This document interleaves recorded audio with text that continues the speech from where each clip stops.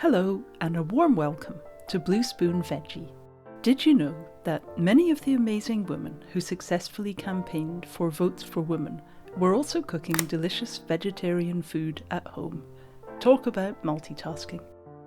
In this video, I'll be trying out a couple of suffragette recipes from the time and seeing how they turn out. I was initially drawn to this recipe, presumably inspired by the South African dish bobotie, but there were two problems. One, where could I find protos? Invented by Dr. Kellogg, this was a blend of wheat gluten and peanuts intended as a meat replacement. And two, what on earth is plasmon? Even the book's glossary didn't seem sure.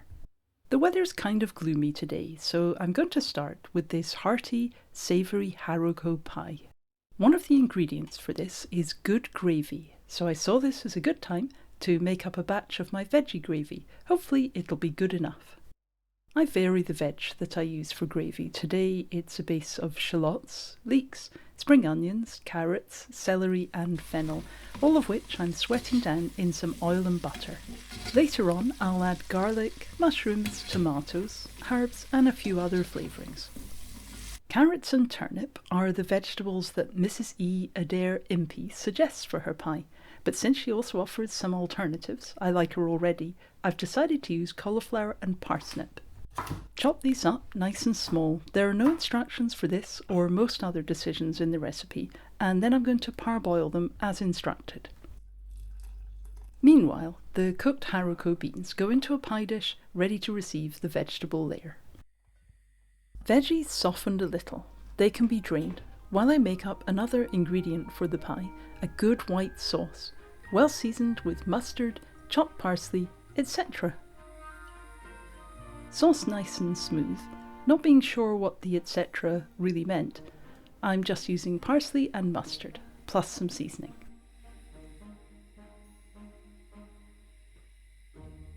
Onto the bean layer goes a layer of cauliflower florets and parsnip cubes. I cooked around half of the cauliflower, but had some of both left, so I'll pop those in the freezer.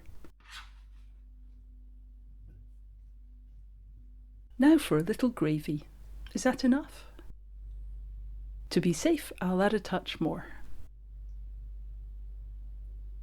Next, cover with the well-seasoned white sauce. Top with a thick coating of breadcrumbs. Finally, dot over bits of butter, as the recipe puts it, and bake for 20 to 30 minutes. 200 degrees C seems as good a temperature as any other, so I'll try that. And here it is, a good-looking pie. It smelt lovely as it cooked, but then I suppose it does have a lot of flavourful ingredients, what with the gravy and the white sauce. But how do all those flavours mingle together? I cooked it for 25 minutes. I don't think a longer cooking time would make much difference to the consistency. A little taste test, and I thought the pie was delicious, very savoury and hearty. I would skip the mustard in the white sauce if I made it again. For me, that's one strong flavour too many, but otherwise a great success, I'd say. Let's move on now to this interesting sounding spinach gnocchi. After all, spinach surely gives you extra strength for all that campaigning. Many of the recipes imply an excellent cook's knowledge, enough spinach for 2 people, so I'm using an 80 gram serving as a guide. Boil the spinach and drain. So far it's so simple. Then pass through the sieve. Not so simple. Will spinach pass through a sieve? I think this is a reference to a horsehair sieve, which gave a smooth puree. Not having access to one of these, I cheekily used my food processor to puree the spinach. Add in the other ingredients, cream cheese, and 2 beaten eggs. Now comes the interesting bit. I make potato gnocchi quite often, but this turned out to be a very different approach. The recipe says to add a little flour if the paste is too wet. Well, given that the next step is making the mixture into little balls, I'd say this is definitely too wet.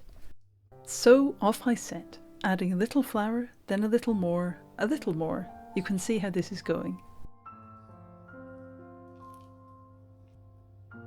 Out of interest, there are many sources of suffragette recipes available. The book I was using is a facsimile of Aubrey Dowson's The Woman's Suffrage Cookbook, originally published in 1912. It's a fascinating compilation of recipes from different contributors that Mrs. Dowson gathered into one collection.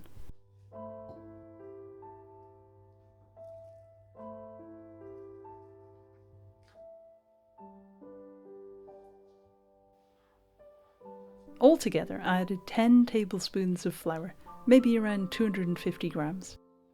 In the end, I think the dough was a similar texture to a modern recipe, showing there is more than one valid route to the same end result. A bit of seasoning, which isn't mentioned in the recipe, but then you do boil the gnocchi in salted water. And now that I have a mixture that's a bit easier to handle, let's roll it into little balls. Then roll each ball of dough in a little more flour.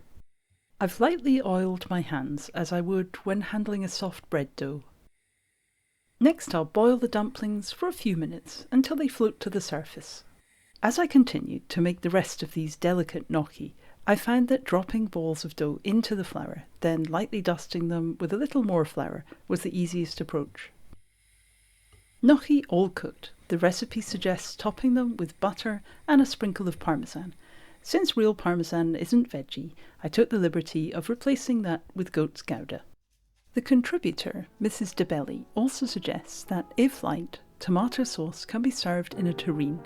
Lacking a tureen, I just spooned over a little tomato sauce. I was slightly doubtful about these, given how far I seemed to have departed from the recipe, but they were perfectly nice and we enjoyed them. Pan frying, not part of the recipe, made them taste even better. I love cooking history, so I found this a very interesting and fun experiment. I hope you enjoyed watching my attempts at cooking these recipes more than 100 years after they were written. Enjoy cooking and take care of yourself until next time.